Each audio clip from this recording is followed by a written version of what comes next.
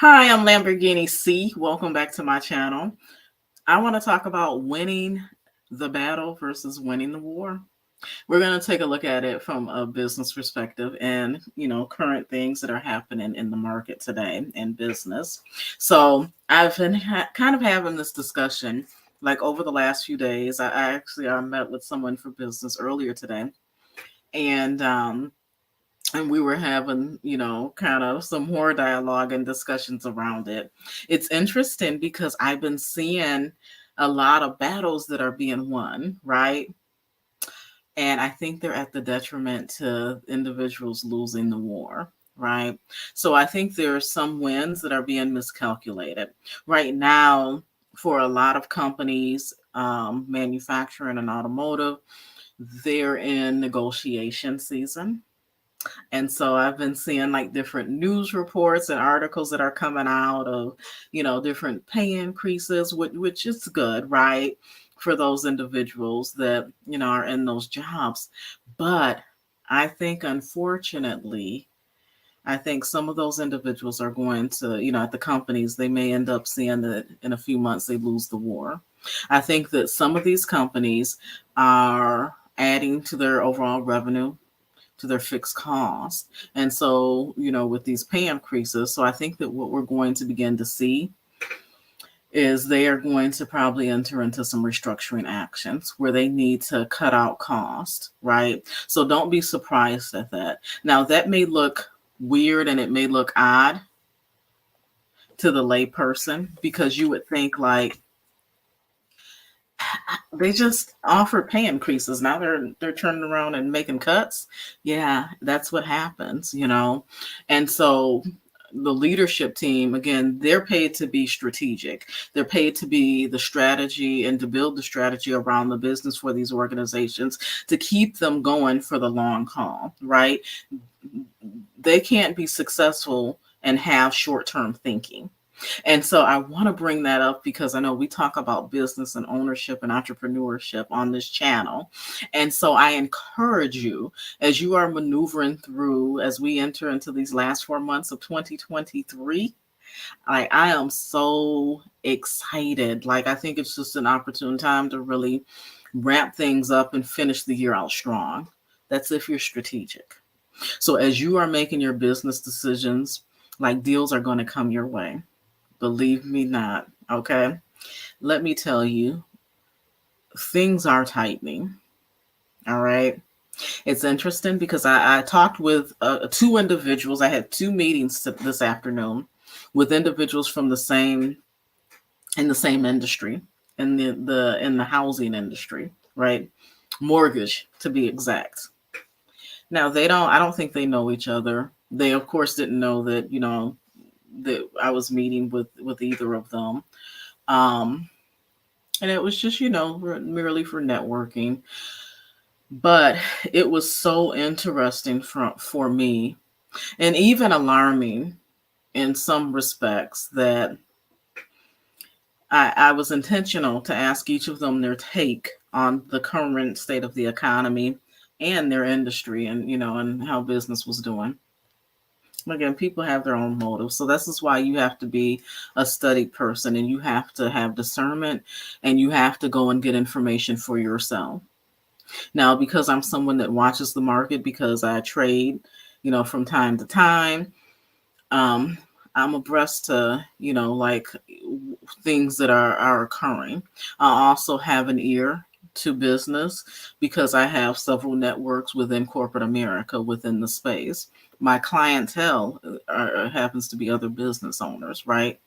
And so I have a couple of different lens that I am looking through or viewing the world through, which helps shape my overall opinion. I also am a well-traveled person. I have networks and people that have become close to me in different parts of the country, right? So I also get that other viewpoint or lens as well, right? And looking at the world, or how things are going, across the nation, right, economically. So it was interesting to me. These individuals are in the same area, the Midwest, but I got two separate different answers, and it was alarming, right? And so One individual, first individual I met with, told me, "Oh, things are going great. It's a great time to buy," and kind of gave this rationale around, like, "Oh, it's an even better time to buy because the interest rates are higher if people wait. The housing prices are probably going to go up." He had this whole rationale, right? Meanwhile, I'm looking at him because I'm thinking, I think this thing is on the verge of collapse, like, honestly. But again, like, I can understand the need to psych yourself out if that's your bread and butter, if that's your only stream of income and your only way of making money and earning income, right? But again, like, I just don't think that that's it. And so it was interesting because literally within about a half hour, I had to leave and go meet with someone else, who I didn't know at the time was in that market or had just left that particular industry, because we were meeting about a whole nother industry. And so they were sharing with me their story of, that they've just left the industry and kind of the reasons why. And, again, they still have close friends and, ex-colleagues that are still, in the industry. And so they have, updated data points. And again, their take was the complete opposite. The things are slow, they're drying up, and again, like some of the, again, things that this person pointed out, like they mentioned, like I go to a lot of like networking events. And so, they pointed out, like, that's why you're seeing a lot more of these people like falling and tripping over themselves at these networking events, because like there's the business is like slow.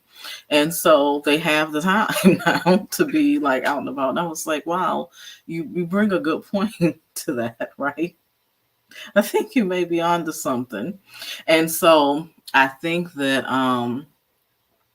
again, as you begin to formulate your plan for the year end close, hopefully you also are beginning to think and measure like 2023, so that you can begin to put some goals in place and action items for 2024, that you will have a broader perspective, that you will begin to look beyond just the short term, right? Beyond just the next few months, but for longevity, and focus on winning the war.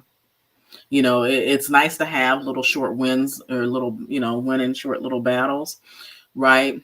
Even from this perspective of winning some business, right?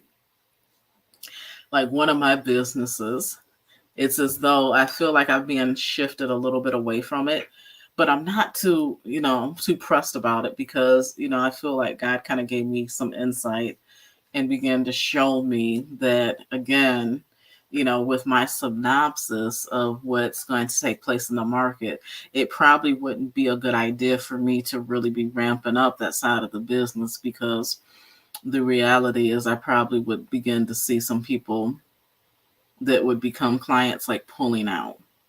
And so imagine, like, it could be detrimental just because of the structure of how the business is set up and the payouts and advances and things like that, to accumulate all these new clients and payouts. And, you're feeling good because you're winning the battle, only for like the next 4 to 6 months to have people beginning to like cancel out like those services or that product.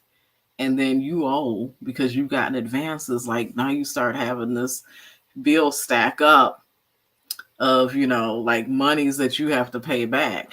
And so, again, that's where, another instance where, again, it may appear, or at least it did at first to me, like, man, how come things aren't going, as fast paced as I want them to? And, as though maybe I might be dropping the ball, or losing the battle. But that's quite all right, because I'm in it to win the war, right? So I would rather have a little bit slower growth in that area, get clients that are more substantial, that actually are going to be able to weather any ebbs or flows or storms that may come, like in the economy over the next few years, and that have just a little bit more of an enhanced financial savviness about themselves, that they, again, they also are focused on the longer term and winning the war, and not just focused on the battles.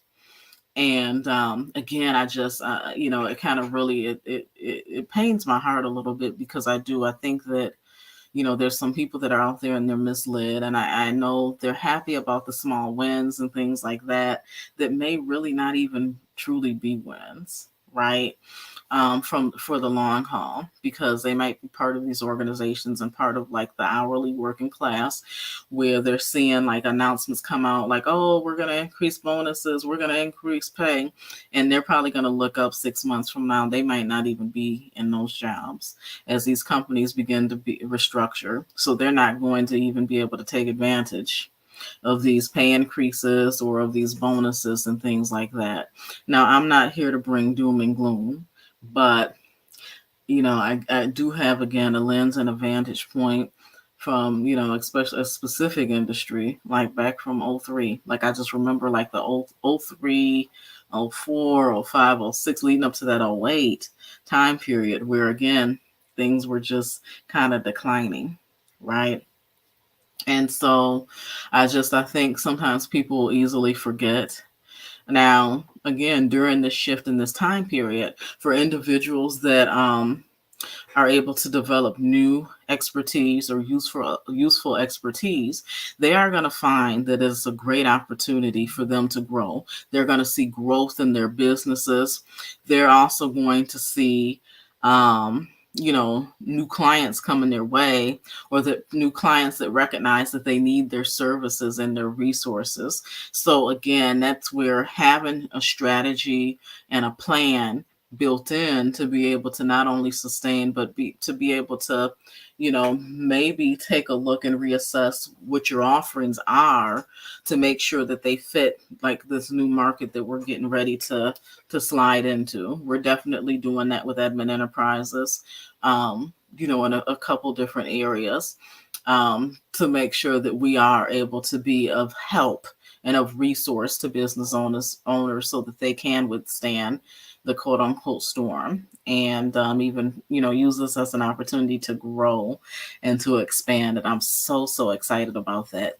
I think the same is to be said even with individuals that are in jobs and still working. So again, as you might be hearing rumblings and people are nervous. That's the other thing. I talk to so many people like in jobs and things today, and when I tell you, like, there seems to be an overarching theme of how stressed people are. Again, hence the need for more mental health support out there. I've heard stories of, folks getting together and people breaking down in tears, right? Crying because they just hate their jobs so much.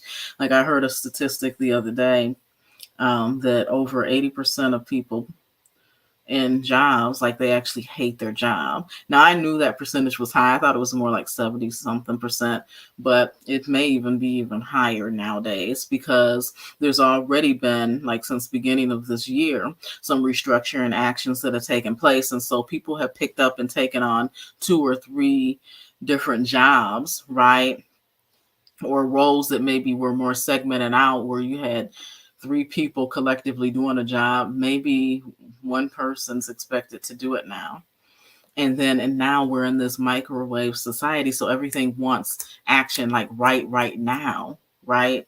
And so again, some companies and organizations, they did have too much, fat. They weren't working as efficient as they needed to. So they did need to make some adjustments. But then there may have been other areas in their company where, maybe they weren't structured, appropriately. And so maybe they did need those extra hands, right? And so, unfortunately, it comes at the detriment of the employees that are working in those roles and having to pick up the slack, right? And so, your organizations, you can hear the rumblings, and you kind of get a feel like when there's going to be a change or what have you. And that's why, I mention oftentimes, if you are at a job, like, don't stay stagnant. Make a goal for yourself. I know you guys have performance reviews. Some companies have moved to giving, like, feedback twice a year at least, but you should be measuring yourself even like quarterly. Like each quarter that you go into, you should set some goals for yourself professionally, both within work and even like if you hope to roll into entrepreneurship outside of work, set a goal for yourself quarterly, like to advance in a skill set, right? That will be one way that, again, you'll get through the end of the year and you will see that, you know, you have advanced so much because you're continuously growing and measuring. And so that's one way to make sure that you are, increasing your skill set and making sure that you are marketable in your field or even in a different field. So if you need to pivot or you need to make a shift, or maybe you want to make a shift, that you are able to do that. So again, I'm not going to be long-winded today, but I just wanted to come to you. I'm Lamborghini C, and just remind you, focus on winning the war, not just the battle. Have a good day. Bye.